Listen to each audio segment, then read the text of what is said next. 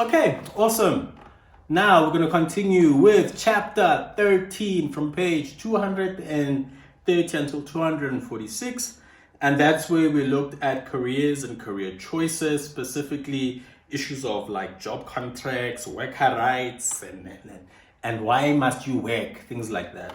So again, we did this very recently.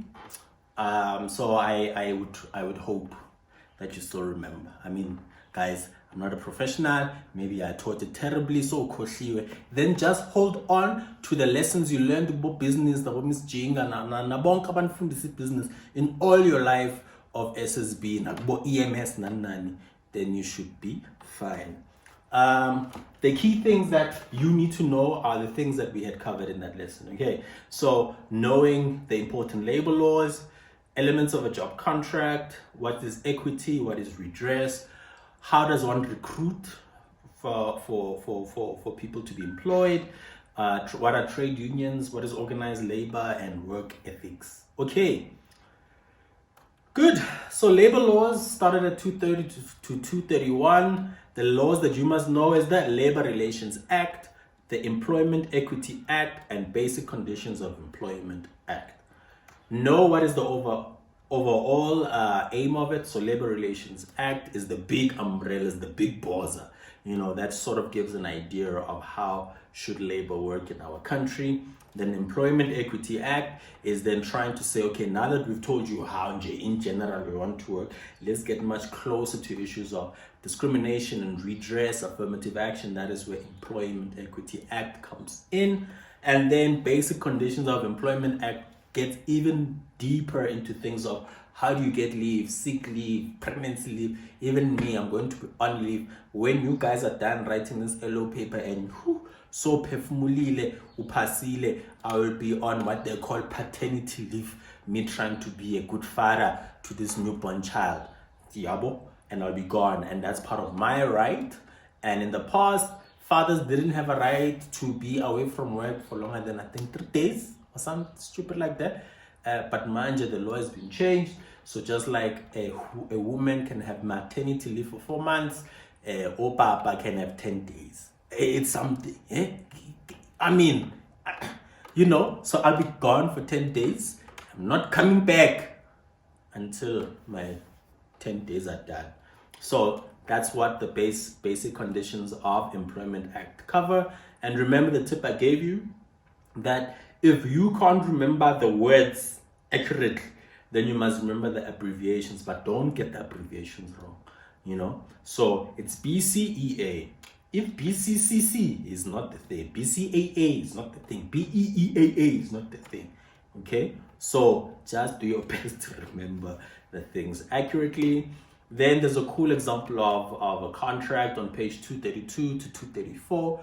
Look at those elements, and remember in class we did that activity of us trying to fix poor, who was that girl?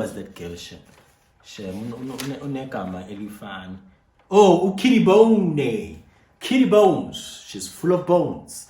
That was a perfect activity. Please do it again. Okay, where you are trying to create a contract that is fair to the employer and employee and the expectations of the company itself. Okay, so that will help you. That was on page 235. And then when we continue with what is equity and redress, remember that equity is fairness, equal opportunity, and fair treatment. You know, so equality is we're all the same, but equity is to create the fairness, to create the equality. And how do I create the equality? Is through redress.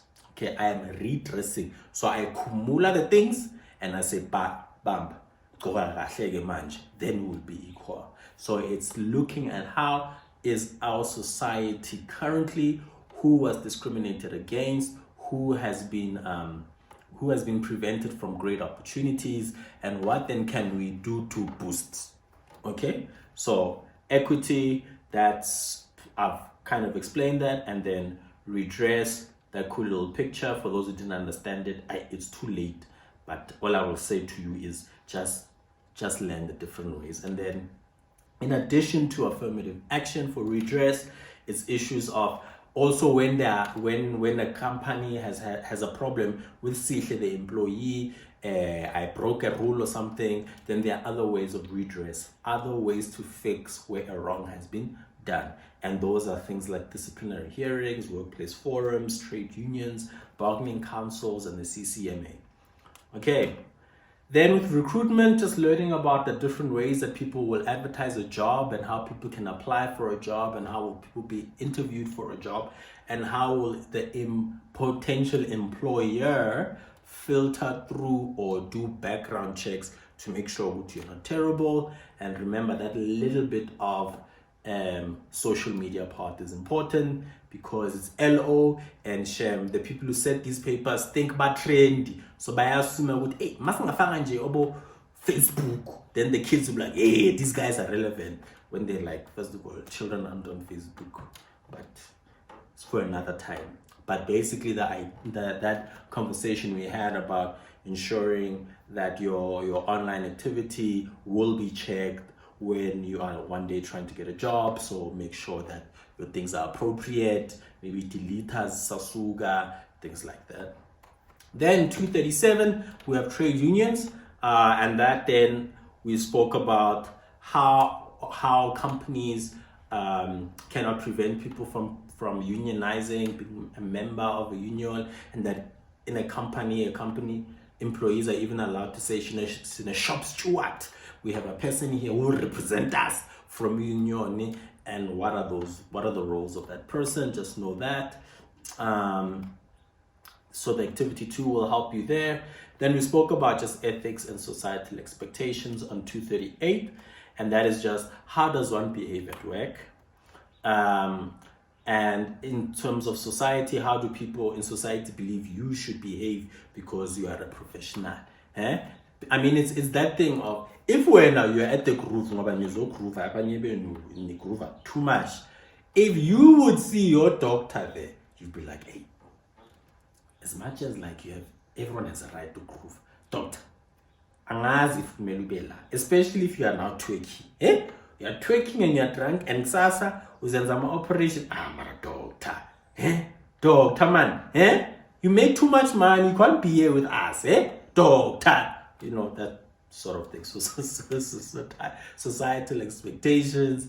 And what does that mean? Just like, I'm a social worker and I already knew, just like you guys at SSB, the minute I came, people thought I was a lesbian, people thought I was weird. How does he have a tattoo? How is he male? So there are societal expectations we have depending on the job you have or the profession you're in. So it's also important to know those things. And the activity 3 on page 240 will help you. And then we spoke a little bit about the value of work. You remember that we had that interesting conversation where I asked you guys in class, if you had all the money in the world, would you still work? And we just spoke about the work gives us meaning and purpose. So work is in a way different to a job. A job pays you, but in essence, we all feel that if we do not work, we're not contributing to society. We may not even have meaning in our lives. We cannot spend all our life just buying things. As much as we imagine in our brains, that would be great. But once you would have it, you'd realize, now I must work. And then you remember when I told you that even the richest people continue to work. We may think, no, they just want to amass more wealth, which is true. But there's something about waking up with a purpose. So that is sort of the value of work. So just know what your textbook is telling you about it. And then I showed you this hierarchy of needs, Maslow's hierarchy of needs, and that it starts at the bottom with our basic needs, and at the top, it's self-actualization, and that is us finding our purpose in the world. And that is why work is important. So there are some reasons there. Activity 6 will help you. Okay. I'm clear, ne? I'm no fund.